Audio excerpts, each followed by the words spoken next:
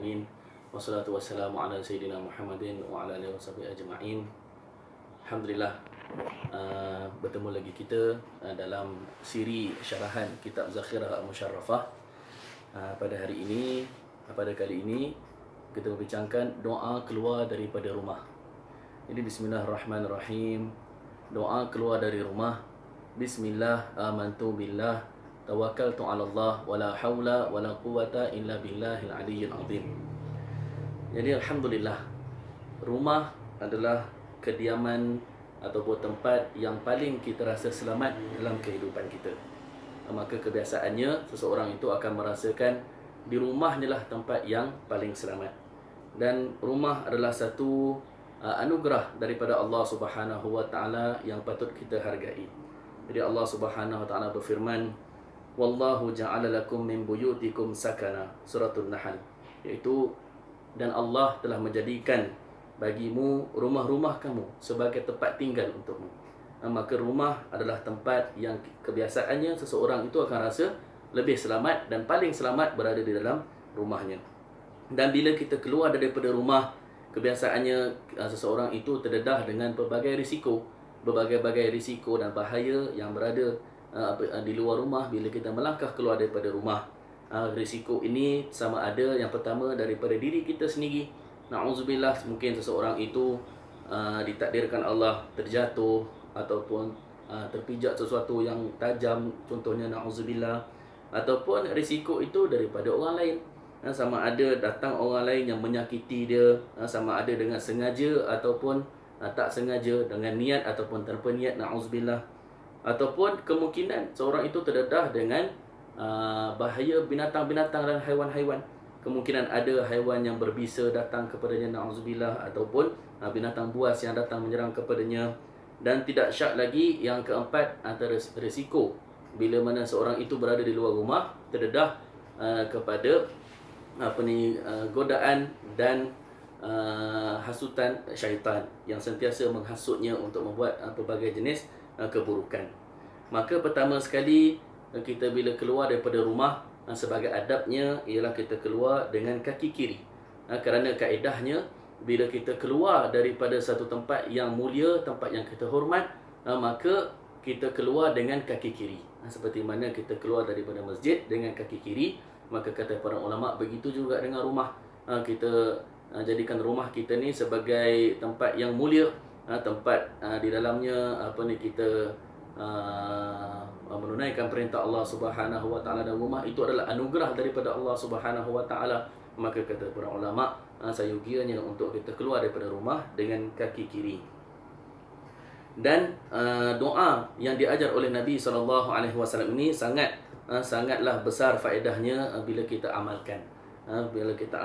Dan isi kandungan doa itu sendiri sudah cukup untuk memberi pengajaran kepada kita. Maka doa ini bahagian pertamanya, bismillah, amantu billah, dengan nama Allah aku beriman kepada Allah. Maka bila kita keluar daripada rumah, kita sebut nama Allah dengan nama Allah. Allah iaitu pencipta sekalian alam yang memiliki segala alam semesta ini, segalanya berada dalam kehendak dan kuasa Allah Subhanahu wa taala. Kita yakin tidak ada sesuatu apa pun yang berlaku di luar daripada kehendak Allah Subhanahu wa taala, dan tidak ada yang terlepas daripada ilmu Allah Subhanahu wa taala. Oleh itu bila kita keluar daripada rumah, kita sebut bismillah dengan nama Allah Subhanahu wa taala. Dan di dalam sepotong hadis baginda Nabi SAW bersabda, kullu amrin dhi balin la yubda'u fiha bi bismillahirrahmanirrahim fahuwa aqta' aw ajdam.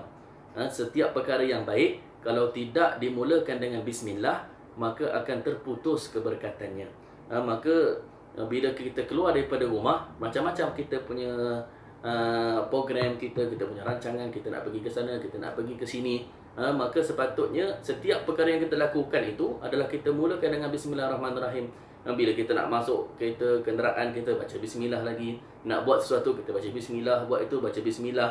Tapi ketika kita berada dekat luar rumah, mungkin kadang-kadang kita terlupa nak baca bismillah. Mungkin kadang-kadang kita terlepas pandang, kita terlupa nak baca bismillah dalam kesibukan kita. Maka sekurang-kurangnya bila kita keluar rumah, kita baca bismillahirrahmanirrahim. Mudah-mudahan segala yang kita buat sewaktu kita berada di luar rumah itu, mudah-mudahan semuanya diberkati Allah Subhanahu wa taala. Kemudian bahagian tengah doa ini seterusnya, tawakkaltu 'ala Allah. Bismillah, amantu billah, aku beriman dengan Allah. Tawakkaltu 'ala Allah, aku bertawakal kepada Allah Subhanahu wa taala. Bila kita baca doa ini, sebenarnya kita mengingatkan hati kita untuk kita bertawakal kepada Allah Subhanahu wa taala dalam setiap urusan kita. Kerana orang yang bertawakal ini adalah orang yang hatinya tenang kerana bergantung kepada Allah Subhanahu wa taala. Dalam Al-Quran Allah mengatakan dalam surah An-Nahl, innahu laisa lahu sultanun 'alal ladzina amanu wa 'ala rabbihim yatawakkalun. Innama sultanuhu 'alal ladzina yatawallawnahu wal ladzina hum bihi musyrikun. Sesungguhnya syaitan itu tidak mampu untuk mengganggu orang-orang yang bertawakal kepada Allah Subhanahu wa taala. Syaitan hanya mampu untuk menguasai mereka-mereka yang mengikut telunjuknya dan mereka yang mensyirik, yang melakukan syirik. Maka orang yang bertawakal kepada Allah Subhanahu wa taala akan dapat perlindungan daripada godaan syaitan dan daripada perkara yang lain. Dalam firman yang lain, dalam surah At-Talaq, Allah Subhanahu wa taala berfirman, "Wa man yatawakkal 'ala Allahi fa huwa hasbuh. Innallaha balighu amrih." Dan barang siapa yang bertawakal kepada Allah, maka cukuplah Allah akan membantunya, Allah akan menyelesaikan segala urusannya. Maka itulah orang-orang yang bertawakal kepada Allah Subhanahu wa taala. Kerana bila kita berada di luar rumah, sudah pasti kita terdedah kepada pelbagai jenis risiko. Kalaulah kita memikirkan, oh saya keluar nanti mungkin akan jadi itu, mungkin akan jadi ini, mungkin jadi itu, mungkin jadi ini. Jadi hati kita akan runsing, hati kita akan risau sentiasa bagaimana macam ni. Tapi kalau kita bertawakal kepada Allah Subhanahu wa taala, dan semestinya kita perlu mengambil langkah berjaga-jaga, langkah berhati-hati adalah sudah semestinya perlu kita amalkan pada setiap masa dan keadaan. Dan di samping itu kita bertawakal kepada Allah Subhanahu wa taala. Sekiranya kita sudah pun mengambil langkah berjaga-jaga, kita sudah pun mengamalkan perkara yang sepatutnya kita ambil, perkara yang sepatutnya kita amal untuk keselamatan kita, untuk kesihatan kita. Sekiranya kita dah mengamalkan pun segala perkara-perkara ini, tetapi masih juga berlaku sesuatu na'udzubillah kepada kita, maka sekurang-kurangnya kita, hati kita yakin itu berlaku dengan kehendak Allah Subhanahu wa taala dan tidak ada apa yang berlaku di luar pengetahuan Allah Subhanahu wa taala. Jadi bahagian dua doa ini, bila kita baca tawakkaltu 'ala Allah, aku bergantung kepada Allah Subhanahu wa taala, maka secara hakikatnya kita mengingatkan diri kita supaya kita bertawakal kepada Allah Subhanahu wa taala sepanjang kita berada di luar rumah.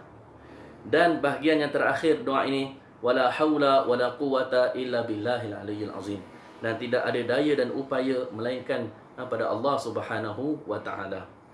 Maka kalimah la haula wala quwata illa billahil aliyyil azim ini adalah satu kalimah yang besar faedahnya dan besar ganjarannya, diajarkan oleh baginda Nabi SAW sendiri. Dalam hadis baginda Nabi SAW bersabda, ala adulluka ala kalimatin min kanzil jannah. Qultu bala, qala la haula wala quwata illa billah. Dalam hadis Sahih Al-Bukhari, itu baginda Nabi SAW bersabda, mahukah aku tunjukkan kamu kalimah yang merupakan khazanah syurga? Maka baginda mengatakan kalimah itu adalah la haula wala quwata illa billahil aliyyil azim. Maka kalimah ini digelar sebagai khazanah syurga. Dikatakan sebagai khazanah syurga mengikut Imam An-Nawawi rahimahullahu taala, adalah kalimah ini maksudnya khazanah syurga, maksudnya pahalanya sangat besar, pahalanya sangat banyak. Dan kata Imam Nawawi rahimahullah ta'ala, kalimah la hawla wa la quwata illa billah al-aliyyil azim ini adalah kalimah istislam wa tafwid ilallah. Kalimah yang bila kita ucapkan, kita mengingatkan diri kita bahawasanya kita tidak ada daya dan upaya kecuali Allah Subhanahu wa ta'ala sahajalah yang maha berkuasa atas segala-galanya. Kita sekadar hamba yang bergerak di atas kehendak Allah Subhanahu wa taala, dan segala-galanya telah diatur dan dirancang oleh Allah Subhanahu wa taala.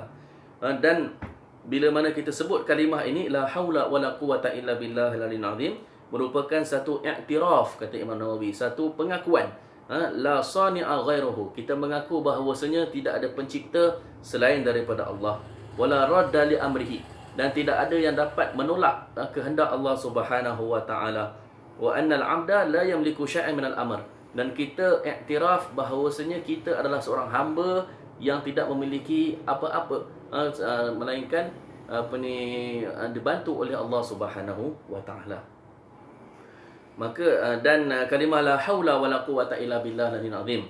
La haula, tidak ada daya, wala quwata, dan kekuatan melainkan pada Allah. Maka Ibnu Abbas radhiyallahu anhuma ketika menerangkan kalimah ini, kata Ibnu Abbas, la haula, tidak ada daya, iaitu daya untuk melakukan ketaatan. Wala quwata, dan tidak ada kekuatan, iaitu kekuatan untuk meninggalkan maksiat, melainkan daripada Allah Subhanahu wa taala. Maka itu perbezaan la haula wala quwata. La haula, tidak ada daya untuk melakukan amal kebaikan, wala quwata, dan tidak ada kekuatan untuk kita meninggalkan maksiat, meninggalkan perkara buruk. Maka semuanya itu adalah kekuatan itu daripada Allah Subhanahu wa taala. Maka dalam hadis juga diterangkan bahawasanya kelebihan orang yang membaca doa keluar rumah daripada Sayyidina Anas bin Malik radhiyallahu anhu dalam kitab Sunan Abi Dawud. Sayyidina Anas mengatakan, anna Nabi sallallahu alaihi wasallam qala, baginda bersabda, idza kharaja ar-rajulu min baitihi faqala bismillah tawakkaltu 'ala Allah la haula wala quwwata illa billah, qala yuqalu hina idzin hudita wa kufita wa wuqita fatanaha lahu asyayatin fayaqulu lahu syaitanun akhar kaifa laka bi rajulin qad hudiya wa kufiya wa wuqi. Maka baginda Nabi SAW bersabda, barang siapa yang keluar daripada rumahnya dan dia membaca doa bismillah tawakkaltu 'ala Allah wala haula wala quwwata illa billah, maka lelaki ini, orang yang membaca doa ini akan dipelihara, akan dikatakan kepadanya, kamu telah mendapat petunjuk, kamu telah dipelihara, dan kamu telah dilindungi, dan syaitan tak akan dapat mengganggunya. Dan syaitan akan berkata kepada syaitan yang lain, tidak ada apa lagi yang kita boleh buat kepada lelaki ini, kerana lelaki ini telah mendapat perlindungan daripada Allah Subhanahu wa taala. Kenapa? Kerana dia membaca doa keluar daripada rumah. Maka doa keluar daripada rumah ini sangat besar kelebihannya dan ganjarannya. Janganlah kita pandang remeh, walaupun nampak seperti perkara yang remeh sahaja doa ketika keluar rumah, tetapi sebenarnya itu satu sunnah daripada Nabi SAW, yang mana Ummu Salamah radhiyallahu anha mengatakan, setiap kali baginda Nabi SAW keluar daripada rumah, ma kharaja an-nabiy sallallahu alaihi wasallam min baiti qattu ila rafa'a tarfahu ila sama. Tidaklah baginda Nabi keluar daripada rumah, melainkan setiap kali baginda keluar daripada rumah, mesti Nabi akan baca doa keluar rumah sambil melihat ke langit, sambil melihat ke atas. Kenapa? Kerana kiblat doa adalah langit. Langit merupakan kiblat kepada doa. Maka baginda Nabi SAW setiap kali keluar daripada rumah, yang perkara pertama sekali baginda akan baca doa, membaca doa keluar daripada rumah, kata Ummu Salamah, sambil melihat ke atas. Maksudnya baginda baca dengan sungguh-sungguh, bukanlah sekadar sambil lewa sahaja, tidak, tetapi membaca sambil dengan sungguh-sungguh dan sambil menghayati isi kandungan doa ini. Maka dengan kita mengamalkan doa-doa ini, mudah-mudahan Allah memelihara setiap langkah kita ketika berada di luar rumah, dan segala pergerakan kita ke sana dan ke sini, mudah-mudahan semuanya di dalam pemeliharaan Allah Subhanahu wa taala. Dan di samping itu perlu juga kita melatih juga anak-anak kita supaya mereka juga mengamalkan doa-doa harian ini, supaya anak-anak kita juga mendapat perlindungan daripada Allah Subhanahu wa taala. Sesungguhnya bahaya berada di setiap tempat, di setiap masa, dan kita hanya mampu ikhtiar, dan di samping itu memohon pertolongan dan bertawakal kepada Allah Subhanahu wa taala. Sekian sahaja untuk episod ini. Mudah-mudahan kita mendapat taufik untuk mengamalkan sunnah ini. Mudah-mudahan diberkati dan dilindungi segala pergerakan kita bila kita berada di luar rumah, dan mudah-mudahan kita mendapat taufik untuk kita istiqamah mengamalkan doa keluar rumah ini. Hada billahi taufik. Wassalamualaikum warahmatullahi taala wabarakatuh.